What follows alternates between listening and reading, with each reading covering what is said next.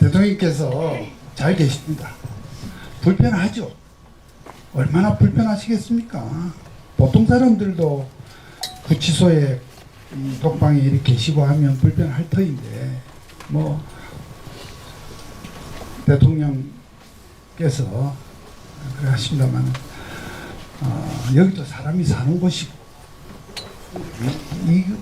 이런 현재의 불평과 고충은 아무것도 아니다. 이 기회를 통해서 지금 매우 중요한 우리는 싸움을 하고 있고 이런 싸움 정말 국민 여러분들께 제대로 왜 이렇게 되었나? 왜 대통령이 바보가 아닌데 대통령이 바보가 아닌데 왜 계엄을 해서 이렇게 지금 감옥에까지 오는 이것을 왜 자초를 했겠나? 대통령께서는요, 당신이 계엄을 계엄 선포라고 하죠. 어쨌든 계엄을 선언할 때 당신이 내란죄로 조사를 받는다 하는 것은 꿈에도 생각을 안 했다는 것입니다. 여러분.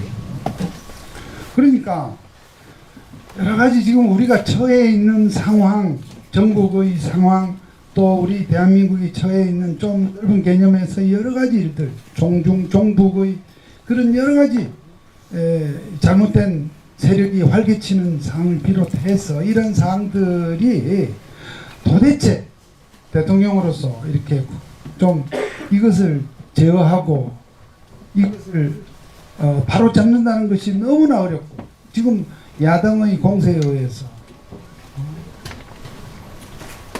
그러한 상황에서 계엄을 국민들에게 이러한 국가적 위기 상황을 알리고 계엄의 형식을 빌어서 국민들께 호소를 하고 국민들이 이러한 상황에 대해서 인지하고 또 견제하고 또 필요한 부분은 비판을 해 주시라는 뜻으로 이제 계엄을 짧은 기간의 계엄을 이렇게 선포를 할 때에 당신이 대통령도 법률가입니다.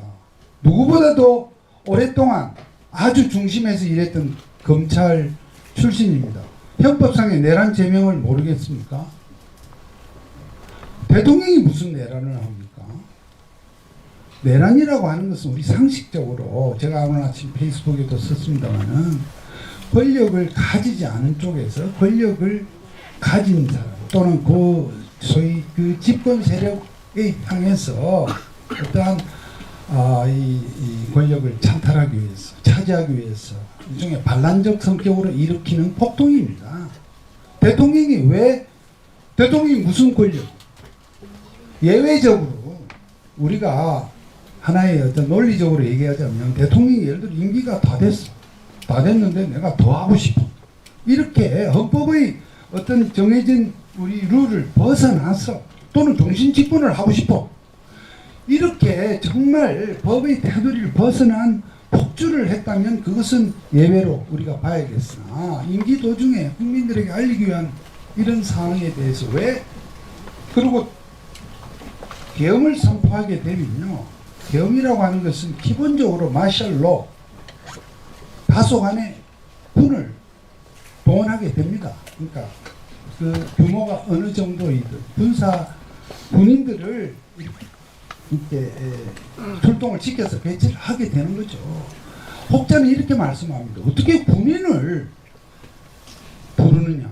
그러니까 계엄은 불법이다. 계엄은 헌법에 나와 있는 엄연한 대통령의 권한입니다. 지금 탄핵이 국회의 권한이듯이. 그런데 국회는 지금 탄핵을 너무 남발하는 거죠.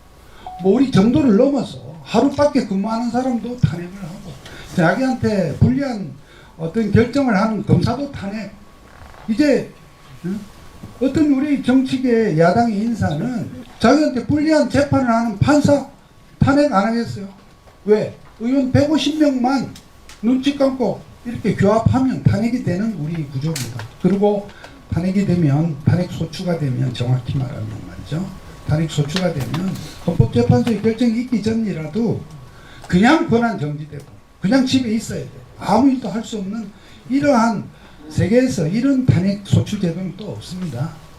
예를 들어서 양원제 국가 같으면 하원에서 탄핵 소추를 하면 상원에서 그것을 한번 필터링을 해서 또 이렇게 거르는 장치가 있는데 저희 헌법에서는 그런 장치가 없는데, 없어도 지난 80년 동안 아무 탈 없이 그러한 제도가 아주 엄격하게 신중하게 통제 행사되어 왔습니다만, 요 최근 한 1년 동안에 이게 완전히 무슨 그냥 뭐 이런 전화기 손바닥 뒤집듯이, 여러분 탄핵을 지금 29건을 했다고 얘기를 합니다. 그러면 29명의 공직자가 어떤 일을 못하게 된 그 정도가 아닙니다.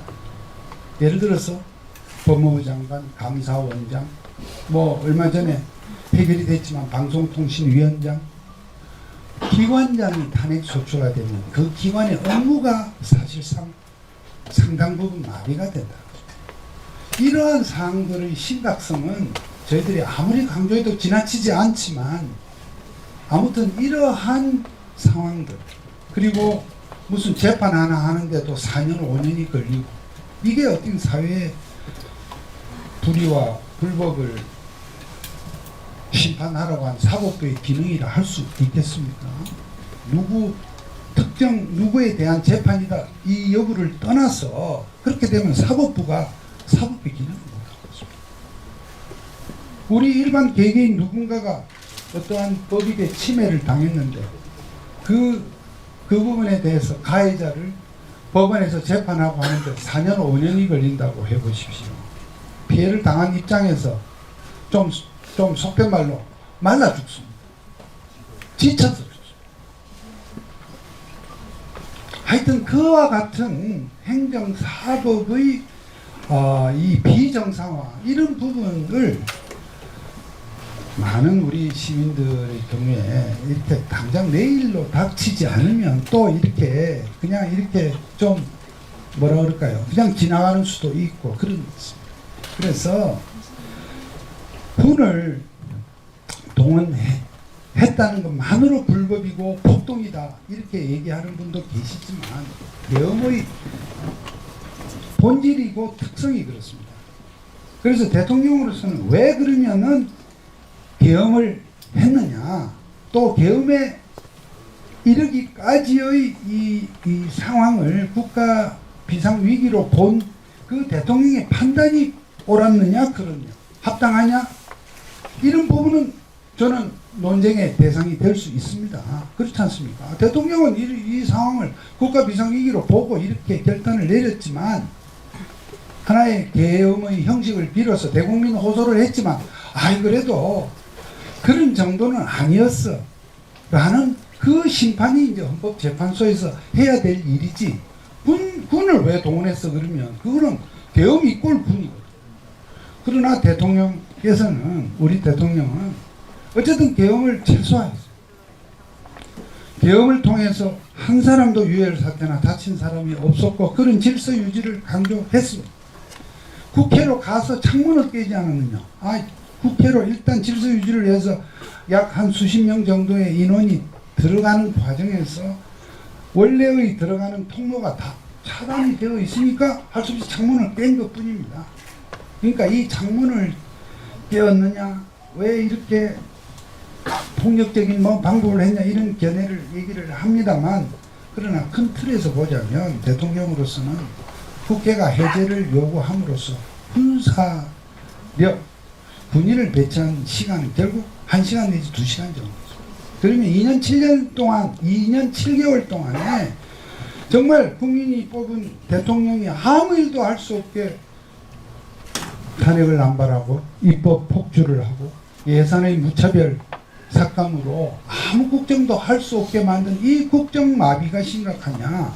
2시간, 또 넓게 봐서 6시간의 이 계엄이 정말 내란이고, 현직 대통령을 체포해서 저렇게 구금을 하고, 이것이 과연 합당한 거냐 하는 부분에 대해서 우리들은 분노하고, 아마 20대 30대 많은 우리 청년분들이 특별히 다른 어떤 그 여태까지의 우리나라에서 이렇게 여러 가지 이 시국에 관한 그런 논쟁이 있을 때도 좀 상대적으로 조용했던 우리 20대 30대께서 지금 뭔가 이 문제의식을 가지고 좀 이렇게 움직이고 하는 부분도 이런 부분에 대해서 좀 공감이 형성되지 않았나 이렇게 생각을 해보게 됩니다. 어쨌든